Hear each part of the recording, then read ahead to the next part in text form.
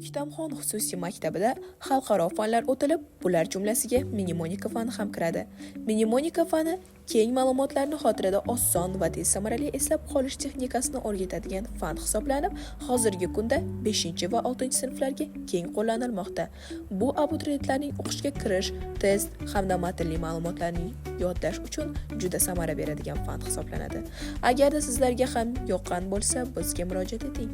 O'ktamxon xususiy maktabida xalqaro fanlar ham o'tiladi, jumladan mnemonika fani. Mnemonika fani haqida bilasizmi?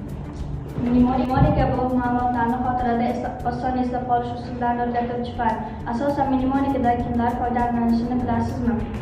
Mnemonika bu xotira xudosi mnemontinaga atab qo'yilgan fan hisoblanadi. Katta ma'lumotlarni miyamizda oson eslab qolishni o'rgatadi. Asosan 14 yoshdan katta va abituriyentlar uchun ham mo'ljallangan fan hisoblanadi. Mnemonikada xotirani o'lchovchi 9 ta kriteriya haqida bilasizmi?